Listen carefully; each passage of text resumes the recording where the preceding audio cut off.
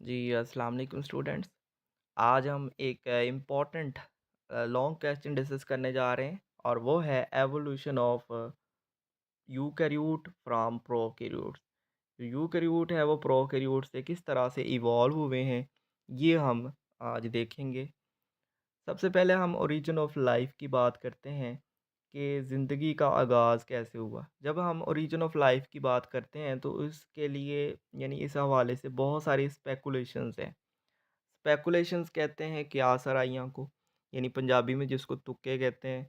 तो इस हवाले से बहुत सारे जो हैं वो स्पेकुलेशंस हैं, बहुत सारे लोगों ने अपनी क्यास-आराइयाँ दी हैं कि जो ओरिजिन ऑफ लाइफ ऐसे हुआ होगा, ज़िंदगी का आगाज़ ऐसे होगा, ऐसे हुआ होगा अर्थ के ऊपर।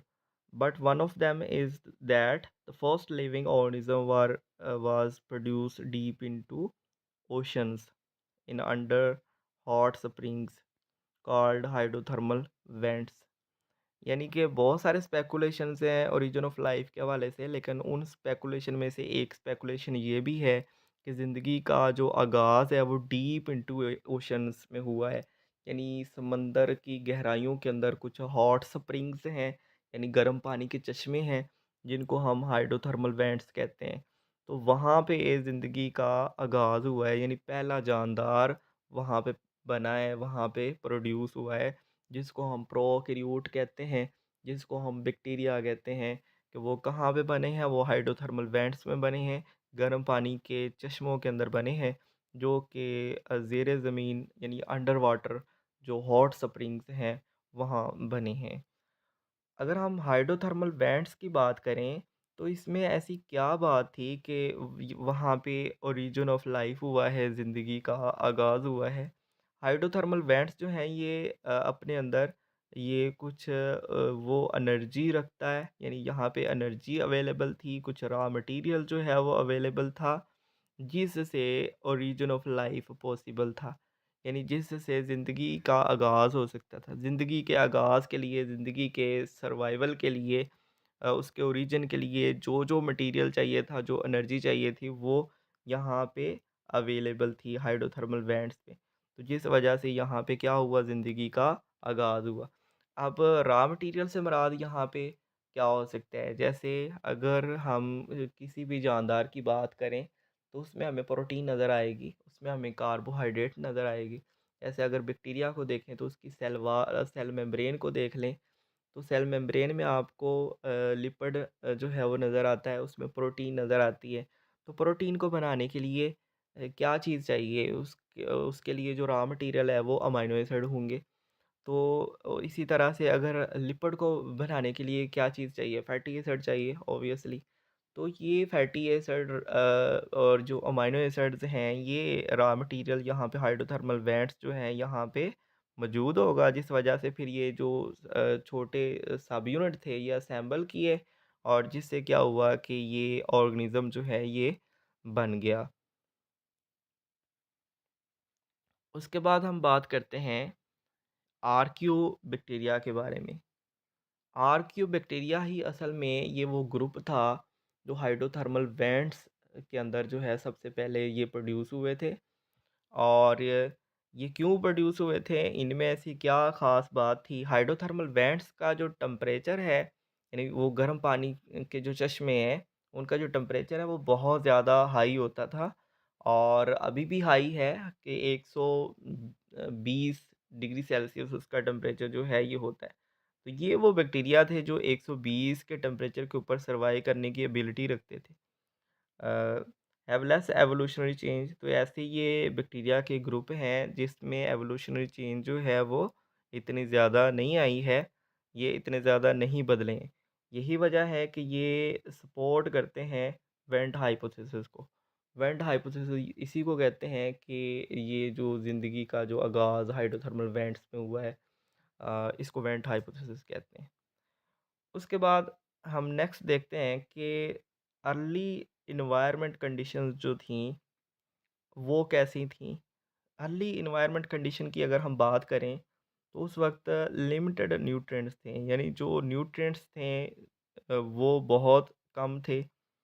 अ, इसी तरह से फिर नीड अदर न्यूट्रिएंट सोर्स, तो फिर अदर न्यूट्रिएंट सोर्सेज़ की भी ज़रूरत थी। जो ऑर्गेनिज़्म थे उन्होंने क्या किया, फिर फ़ोटोसिंथेसिस करना शुरू कर दी, ठीक है? तो जो फर्स्ट फ़ोटोसिंथेटिक ऑर्गेनिज़्म था वो उसने यूज़ किया हाइड्रोजन सल्फ़ाइड को एज़ ए हाइड्रोजन सोर्स। यानी उसने वाटर को as a hydrogen source use नहीं किया, बल्कि उसने किसको यूज़ किया? हाइड्रोजन सल्फ़ाइड को यूज़ किया, H2S को, ठीक है? और जब वो H2S को यूज़ करता था तो जिस वजह से फिर इसमें से ऑक्सीजन तो रिलीज़ हो नहीं सकती, इसमें से जो चीज़ रिलीज़ होनी है वो सल्फ़र रिलीज़ होना है। और फिर जो एटमॉस्फेयर था वो रिड्यूसिंग था, यानी उसमें ऑक्सीजन नहीं थी, ऑक्सीडाइज़िंग एटमॉस्फेयर नहीं था। उसके बाद नेक्स्ट अगर हम बात करें लेटर इन्वायरमेंट कंडीशंस की, उस वक़्त फिर ये हुआ कि जो H2O है यानी वाटर जो है इसने रिप्लेस किया, किसको रिप्लेस किया फोटोसिंथेसिस में? H2S को। यानी हाइड्रोजन सल्फ़ाइड की जगह पे फिर वाटर यूज़ होने लगा, ठीक है? जब वाटर यूज़ होगा तो डेफ़िनेटली इसमें से जो चीज़ रिलीज़ होगी वो ऑक्सीजन रिलीज़ होगी। और फ्री ऑक्सीजन प्रोड्यूस स्टार्टेड, और इस तरह से फ्री जो ऑक्सीजन थी वो एक्यूमुलेट करना स्टार्ट होगी इन एटमॉस्फेयर। यानी इसमें से जो फ्री ऑक्सीजन प्रोड्यूस होती थी फोटोसिंथेसिस के नतीजे में, तो वो फिर एटमॉस्फेयर के अंदर इकट्ठी होती गई। Atmosphere turned into oxidising. अब वो ये जो एटमॉस्फेयर था वो फिर ऑक्सीडाइजिंग हो गया, यानी पहले रिड्यूसिंग था और रिड्यूसिंग से अब फिर क्या हो गया? ऑक्सीडाइजिंग हो गया, कि यानी इस एटमॉस्फेयर के अंदर ऑक्सीजन आ गई है, जिस एटमॉस्फेयर में ऑक्सीजन होगी वो ऑक्सीडाइजिंग होगा, क्योंकि वही जो ऑक्सीजन फ्री ऑक्सीजन जो एटमॉस्फेयर के अंदर होगी वो किसी भी चीज़ के साथ रिएक्ट करेगी। तो जिस चीज़ के साथ वो रिएक्ट करेगी, जिसके साथ वो ऑक्सीजन मिल जाएगी, तो उसकी ऑक्सीडेशन कर देगी, जिस वजह से जो एटमॉस्फेयर है वो क्या कहलाएगा? ऑक्सीडाइजिंग कहलाएगा। नेक्स्ट हम बात करते हैं ओज़ोन लेयर फॉर्मेशन की। अगर हम ओज़ोन लेयर फॉर्मेशन की बात करें तो अबाउट 420 मिलियन ईयर्स एगो, यानी कि 420 million years ago ozone layer की फॉर्मेशन हो गई थी। यानी इतनी ज़्यादा जो है ओज़ोन लेयर बन चुकी थी 420 मिलियन ईयर्स एगो, कि ये लाइफ जो है वो पॉसिबल थी लैंड के ऊपर। यानी ज़िंदगी का जो आगाज़ है वो तो कहाँ हुआ है? वो तो हुआ है पानी के अंदर, ठीक है?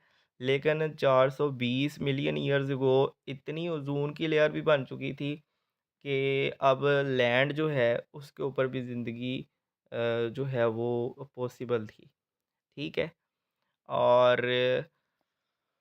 उसके बाद फर्स्ट लिविंग ऑर्गेनिज्म की अगर हम बात करें जिसको प्रोकैरियोट कहते हैं, were appeared more than 3.5 billion years ago. यानी 3.5 बिलियन ईयर अगो जो है ये पहला ऑर्गेनिज्म ये अपीयर हुआ था। यानी आज से अगर हम 3.5 बिलियन ईयर पीछे चले जाएं तो उस वक्त पहला ऑर्गेनिज्म ये प्रोड्यूस हुआ था। Eukaryote first eukaryote were first appeared about 1.5 billion years को। यानी ये कोई 1.5 बिलियन ईयर गो पहले जो है यूकैरियोट ये इवॉल्व हुए थे प्रोकैरियोट से। हमारा टॉपिक यही है कि प्रोकैरियोट से यूकैरियोट कैसे बने, कब बने, तो ये हमने देखना है। तो ये बने थे आज से कोई 1.5 बिलियन साल पहले, 1.5 बिलियन साल पहले यूकैरियोट से ये प्रोकैरियोट से यूकैरियोट बने थे। उसके बाद हम देखते हैं एवोल्यूशन ऑफ यूकैरियोट कि अब ये जो यूकैरियोट है ये इवॉल्व कैसे हुए हैं।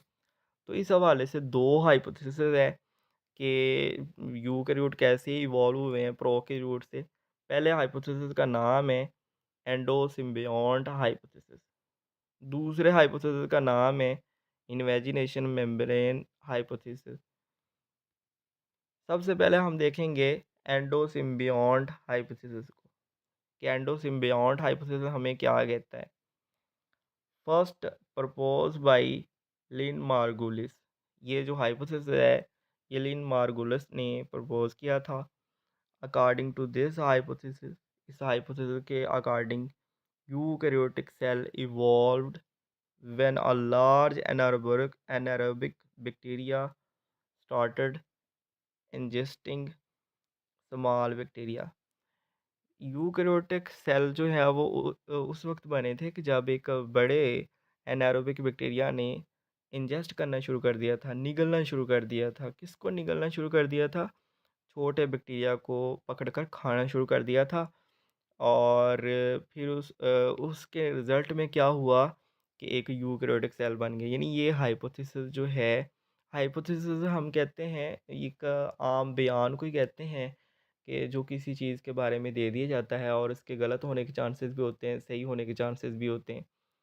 तो इसको जो है इस हाइपोथेसिस के अकॉर्डिंग ये है कि जो एक यूकेरियोटिक सेल है वो इस तरह से बना है कि जो एक बड़ा-सा प्रोकैरियोटिक सेल ने छोटे प्रोकैरियोटिक सेल को निगलना शुरू कर दिया और फिर उसको निगल कर अपने अंदर हज़म नहीं किया, डाइजेस्ट नहीं किया, बल्कि क्या किया कि उसको अपने अंदर महफूज़ करके रख लिया। और फिर दोनों ने इकट्ठे रहना शुरू कर दिया सिम्बायोसिस रिलेशनशिप के ज़रिए से, ठीक है? तो इसको फिर इस हाइपोथेसिस को कहते हैं एंडोसिम्बायोंट हाइपोथेसिस, जो कि एक्सप्लेन करता है कि जो अंदर की ऑर्गेनेलीज़ हैं, मेम्ब्रेन बाउंड ऑर्गेनेलीज़ वो कैसे बनी हैं। वो फिर इसके अकॉर्डिंग यही है कि जो एक बड़ा-सा बैक्टीरियल सेल था, उसने छोटे बैक्टीरियल सेल को निगल लिया था और उसको अपने अंदर सेव कर लिया। और वो फिर इकट्ठे रहने लग गए सिम्बायोसिस के साथ, जिस वजह से वो जो निगले हुए जो ऑर्गेनिज़्म थे, प्रोकैरियोटिक सेल थे, वो बाद में ऑर्गेनेलीज़ में कन्वर्ट हो गए। ही जस्टिफाइड दैट, इसने वजाहत की कि जो माइटोकॉन्ड्रिया ऑर्गेनेली है, जिस ऑर्गेनेली को हम कहते हैं organelle responsible for aerobic respiration and energy conversion in eukaryotic cell, कि अगर यूकेरियोटिक सेल में देखें तो अ, ये जो ऑर्गेनेली है, माइटोकॉन्ड्रिया, ये किस मकसद के लिए होती है? ये एरोबिक रेस्पिरेशन के लिए होती है और एनर्जी कन्वर्जन को एक्सप्लेन करती है। ठीक है? एनर्जी कन्वर्जन में इसका रोल होता है और एरोबिक रेस्पिरेशन में। तो ये जो माइटोकॉन्ड्रिया ऑर्गेनेली है, वाज़ फॉर्म्ड, ये बनी थी when a large anaerobic cell ingested small aerobic cell. यानी जब एक बड़े एनारोबिक सेल ने एक छोटे से एरोबिक सेल को निगल लिया था, तो तब ये ऑर्गेनेली बन गई थी। एरोबिक सेल उसको कहेंगे या एरोबिक बैक्टीरिया उसको कहेंगे हम, कि जो ऑक्सीजन की प्रेजेंस में ज़िंदा रह सकता है। और जो एनारोबिक बैक्टीरिया है वो है जो ऑक्सीजन की एब्सेंस में ज़िंदा रहता है। तो इस हाइपोथेसिस के अकॉर्डिंग ये है कि माइटोकॉन्ड्रिया ऑर्गेनेली ऐसे बनी है कि एक बड़ा-सा एनारोबिक बैक्टीरिया था, यानी वो बैक्टीरिया था जो ऑक्सीजन की एब्सेंस में ज़िंदा रहता है। उसने क्या किया, उसने एक ऐसे बैक्टीरिया को निगल लिया, ऐसे सेल को निगल लिया जो एरोबिक था, यानी जो ऑक्सीजन की प्रेज़ेंस में ज़िंदा रह सकता था। तो फिर क्या हुआ कि जब उसको निगल लिया तो उसको निगल कर उसने हज़म नहीं किया, डाइजेस्ट नहीं किया, बल्कि दोनों इकट्ठे रहने लग गए। तो फिर जिस वजह से उसके अंदर ये प्रॉपर्टी भी आ गई कि अब वो जो एनारोबिक बैक्टीरिया था वो ऑक्सीजन की प्रेज़ेंस में भी ज़िंदा रह सकता था। ठीक है? क्यों ज़िंदा रह सकता था? क्योंकि उसके अंदर वो वाला जो बैक्टीरिया था वो आ चुका था जो ऑक्सीजन की प्रेज़ेंस में ज़िंदा रह सकता है। ठीक है? और इस वजह से वो फिर जो उसका उसके अंदर जो निगला हुआ बैक्टीरिया था, जो सेल था, प्रोकैरियोटिक सेल, वो बाद में माइटोकॉन्ड्रिया में कन्वर्ट हो गया and did not digest it, but both started living by symbiosis. कहते जी उसने क्या किया, जो एरोबिक सेल है उसको निगल लिया, छोटे एरोबिक सेल को, यानी छोटे एरोबिक बैक्टीरिया को निगल लिया और बाद में उसको अपने अंदर डाइजेस्ट नहीं किया, बल्कि सिम्बायोसिस के साथ रहने लगे। Then this bacterium also had the ability to live in the presence of oxygen. अब ये जो बैक्टीरियम था जिसने एरोबिक बैक्टीरियम को निगल लिया था, इसके अंदर भी ये एबिलिटी आ गई कि ये ऑक्सीजन की प्रेजेंस में भी ज़िंदा रह सकता था। Then it ingested a spirochaete bacterium, फिर इसने एक स्पाइरोकीट बैक्टीरियम को निगला। यानी अभी भी रुका नहीं है। अब इसने क्या किया, एक और बैक्टीरियम को निगला जो कि स्पाइरोकीट है। स्पाइरोकीट बैक्टीरियम कहते हैं हम, स्पाइरल शेप बैक्टीरिया को कहते हैं जो स्प्रिंग की तरह के होते हैं। Then and developed their whip like structure called flagella. तो फिर इसने क्या किया, अपने जो whip like स्ट्रक्चर है फ्लैजेला वो डेवलप कर लिए। यानी बैक्टीरिया के अंदर या यूकेरियोटिक सेल के अंदर जो फ्लैजेला हैं वो कैसे डेवलप हुए हैं, वो इस वजह से हुए हैं जी, कहते जी इसने जो बैक्टीरिया थे ना उसने स्पाइरोचीट जो बैक्टीरिया है उनको निगला था और थोड़ा-सा उनको निगल लिया था, बाकी जो है वो स्पाइरल शेप बैक्टीरिया बाहर ही रहा और वो फिर किस में बदल गया, वो फ्लैजेला में कन्वर्ट हो गए। Then it developed chloroplast. फिर इसने क्लोरोप्लास्ट को डेवलप किया, इस ऑर्गेनेली को, when it ingested a prokaryote that resemble present day cyanobacteria. जब इसने उस प्रोकैरियोट को निगला जो आज के ज़माने के जो साइनोबैक्टीरिया है उसके साथ रिजेंबल करते हैं। यानी अपने अंदर क्लोरोफिल पिगमेंट रखते हैं, फोटोसिंथेसिस कर सकते हैं। जब इसने यानी ऑटोट्रॉफिक बैक्टीरिया को निगला तो इसके अंदर फिर वो जो ऑटोट्रॉफिक बैक्टीरिया था वो उस ऑर्गेनेली में कन्वर्ट हो गया जिसको हम आज क्लोरोप्लास्ट कहते हैं। ठीक है, अब यहाँ पे डायग्राम से आप देख सकते हैं कि जैसे ये एक बड़ा-सा एनारोबिक बैक्टीरिया है। इसने क्या किया, एक एरोबिक बैक्टीरिया को निगल लिया, ठीक है? और जब इसको निगला तो फिर ये इसके अंदर ये आ गया। अब ये जो है एरोबिक बैक्टीरिया था, ऑक्सीजन की एब्सेंस में ही ज़िंदा रह सकता था। जब इसने एरोबिक को भी निगल लिया तो अब ये ऑक्सीजन की प्रेज़ेंस में भी ज़िंदा रह सकता है। और फिर इसमें दोनों प्रॉपर्टीज़ आ गई कि यानी ये एनारोबिक भी कंडीशन में भी सर्वाइव कर सकता है और एरोबिक में भी कर सकता है। फिर इसने क्या किया कि इसने स्पाइरोकीट जो बैक्टीरिया हैं यानी जो स्पाइरल शेप्ड हैं इनको निगला। तो ये देखें इसने हाफ इसको जो है वो इंजेस्ट कर लिया है और बाकी जो है वो उसका पार्ट बाहर ही है। तो जिस वजह से ये जो है वो फ्लैजेला डेवलप हो गए। उसके बाद मज़ीद इसने क्या किया कि इसने कुछ सियानोबैक्टीरिया से मिलते-जुलते यानी आज के ज़माने के जो सियानोबैक्टीरिया हैं, जो ऑटोट्रॉफिक बैक्टीरिया हैं उनसे मिलते-जुलते प्रोकैरियोट को निगला। तो फिर इनके अंदर जो है ये करैक्टर आ गया कि ये फिर ऑटोट्रॉफिक बिहेवियर भी शो करने लगे। यानी ये अपनी खुराक खुद भी बना सकते थे और फिर इनके अंदर जो है वो ऑर्गेनेली डेवलप होगी, यानी इन बैक्टीरिया से जो ऑर्गेनेली डेवलप हुई अंदर, उसको क्लोरोप्लास्ट का नाम दिया गया। और इस सारे हाइपोथेसिस को कहते हैं एंडोसिम्बियोट हाइपोथेसिस।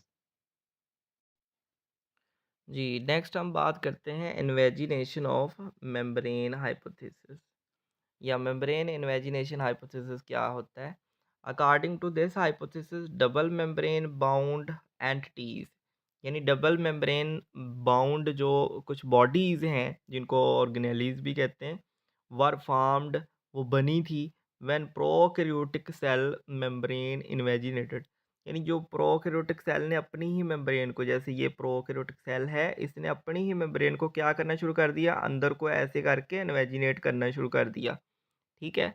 और अंदर की जानब इसका इन्वेजिनेट करने को हम इनफ़ोल्डिंग भी कहते हैं कि उसने इनफ़ोल्डिंग करना शुरू की अंदर की जानब, या इनवार्ड इनवार्ड फ़ोल्डिंग भी कहते हैं, ठीक है?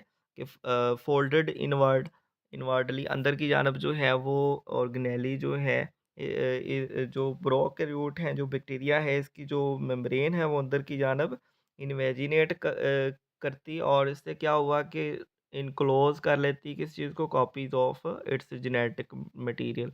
इसका जो डीएनए है उसकी उसकी वो इसको इनक्लोज़ कर लेती। ठीक है? और इस तरह से जो ऑर्गेनेलीज़ अंदर बन गई, डबल मेम्ब्रेन बाउंड ऑर्गेनेलीज़ जो हैं जैसे क्लोरोप्लास्ट है, माइटोकॉन्ड्रिया है, न्यूक्लियस है, तो ये इस तरह से बनी है।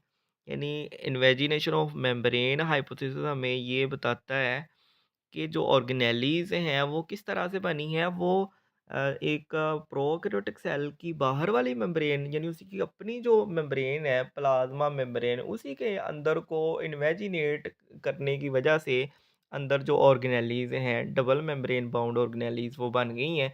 जैसे nucleus double membrane bound organelle होती हैं, जैसे क्लोरोप्लास्ट है, जैसे माइटोकॉन्ड्रिया है। तो ये सारी वो ऑर्गेनेली हैं जो अपने अंदर डीएनए भी रखती हैं। तो कहते हैं ये ऑर्गेनेली ऐसे बनी है कि प्रोकैरियोटिक सेल जो है, जो बैक्टीरिया उसकी मेम्ब्रेन अंदर को एनफोल्ड करती थी और अंदर जो पड़ा हुआ जेनेटिक मटेरियल था उसको एनक्लोज़ कर लेती थी। और जिस वजह से क्या हुआ कि बाद में यही वाली जो फ़ोल्डिंग से बने हुए बॉडीज़ थीं, यानी जो एंटिटीज़ थीं, जो सेल के अंदर जो इस तरह की छोटी-छोटी बॉडीज़ बन गई थी, जो मेम्ब्रेन के फ़ोल्ड करने से बनी थी, वो बाद में फिर इवॉल्व होगी और इवॉल्व होके वो किस में बदल गई? वो बदल गई यूकेरियोटिक जो ऑर्गेनेलीज़ हैं, जैसे माइटोकॉन्ड्रियन है, न्यूक्लियस है और क्लोरोप्लास्ट, इसमें बदल गई। ठीक है, जैसे आप यहाँ पे देख सकते हैं कि ये एक प्रोकैरियोटिक सेल है और इसके अंदर से ये मेम्ब्रेन जो है वो इन्वेजिनेट कर रही है और करते-करते जो है ये क्या कर रही है कि अंदर जो पड़ा हुआ डीएनए है उसको कवर कर रही है, उसको एनक्लोज़ कर रही है। और इस तरह जब डीएनए को एनक्लोज़ करती है तो बहुत सारी इसके अंदर फिर जो डबल मेम्ब्रेन बाउंड ऑर्गेनेलीज़ जो हैं वो बन जाती हैं, जैसे mitochondria, chloroplast, nucleus etcetera. At first newly formed eukaryotic cells existed by themselves, यानी शुरू-शुरू में ये जो न्यूली फॉर्म्ड यूकेरियोटिक सेल थे, ये खुद ब खुद ही एग्ज़िस्ट करते थे, ठीक है? यानी तन्हा ही रहते थे, यूनिसेलुलर ही थे। लेटर सम इवॉल्व्ड इनटू मल्टीसेलुलर ऑर्गेनिज़्म, बाद में जो कुछ यूकेरियोटिक सेल हैं, उन्होंने इकट्ठे भी रहना शुरू कर दिया। यानी पहले जो यूकेरियोटिक सेल थे, वो तो ऐसे ही रहते थे, जैसे ये आप यूकेरियोटिक सेल को देख सकते हैं और ये एक अकेला सेल है। फिर इसने क्या किया कि इसने इस तरह से इकट्ठे रहना शुरू कर दिया, ठीक है? मल्टी सेलुलर ऑर्गेनाइज़ेशन जो है वो अपना ली कि एक मल्टी सेलुलर ऑर्गेनिज़्म को बना दिया। अब आप देख सकते हैं कि यहाँ पे एक मल्टी सेलुलर ऑर्गेनिज़्म जो है वो बन गया, इंसान बन गया। यहाँ पे एक आप प्लांट भी देख सकते हैं, ठीक है? तो ये फिर हमने पढ़ा कि evolution of eukaryote from prokaryote, के प्रोकैरियोट से यूकेरियोट कैसे बने हैं। और जब ये यूकेरियोटिक सेल बन गए तो पहले तो ये अकेले रहते थे, फिर उन्होंने क्या किया कि इकट्ठे होके मल्टी सेलुलर ऑर्गेनिज्म को बनाना शुरू कर दिया। और ये जो मल्टी सेलुलर ऑर्गेनाइजेशन थी, जिसमें टिश्यू बने, फिर ऑर्गन बने, ऑर्गन सिस्टम, फिर ऑर्गेनिज्म बना, तो ये इस चीज़ ने जो जानदार थे इनको कॉम्प्लेक्स बना दिया, इनकी बॉडी को कॉम्प्लेक्स कॉम्प्लेक्स बना दिया। और ये फिर इस काबिल हो गए कि ये हार्श से हार्श एनवायरनमेंट में भी ये सर्वाइव कर सकते हैं। ठीक है, ये हमारा आज का टॉपिक था। ओके बेटा, अल्लाह हाफ़िज़।